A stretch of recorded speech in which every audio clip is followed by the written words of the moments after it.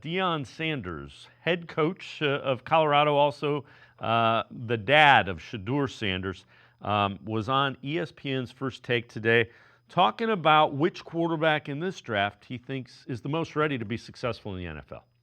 If Shedeur has started every game in high school, Right.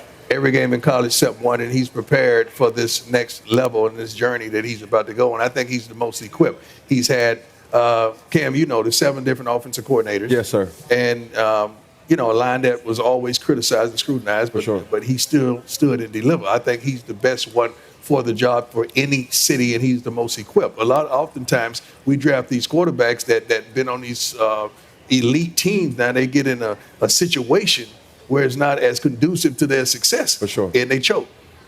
He's always been up under criticism. He's always been scrutinized. He's never had the best of, but he's made the best of. So I think he's the most That qualified. last name is what draws the criticism. That last name is just like Sharp and Smith, Molly, and Cam. Our names just make people have you got to have an opinion. When they say something about us, there's always an opinion. G-Bush, Deion also said, whomever takes him, he'll leave it in God's hands, is how he put it. So it doesn't sound like he's stepping in, whether it goes 1, 2, or 3. That was before that. So it's interesting.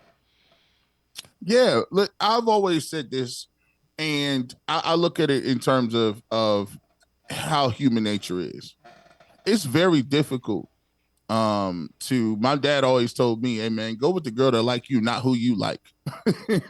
Man, and, I married the woman who likes me. Like, your relationship gonna be pretty good if she like you, bro. That's a nice start off at a nice base level. So if somebody reaches out to Shedeur and say, listen, we like you enough that we want to take you number 2 overall, no matter what city it's in, you then put yourself in a position where it's like, hey, man, that's hard to turn down, man. Somebody's coming to you. You spent time with them. You've been out to eat with them. You practiced and you've worked out in front of them. They've had you on the whiteboard. They've had you, explaining yourself. They vetted you. And they came to a conclusion that they're putting their organization on your shoulders. It's very difficult to turn that down to say, I'm not going to play here. I'm going to play somewhere else. You know why? Because, listen, if you're a competitor and you're a person that really believes in that, if you're a person that really truly believes that I'm a competitor and I'm the best guy for the job, people could say what they want. If somebody comes to you and they say, listen, we're willing to embrace you and make you our franchise quarterback, you want to go somewhere where people believe in you and people have shown they're going to invest in you. And if you do that, it's hard pressed for any athlete to turn you down and say, I'm going to go to the New York Giants, or I'm going to go because it's a big city, or no. Listen, I'm going to go where people like me at. And to be honest with you, if you play well, and you can control a lot of this, if you play well and you do your thing in Cleveland, you will be a god. They will trust me. Listen, Baker Mayfield got a cult following. He got one playoff win against Pittsburgh.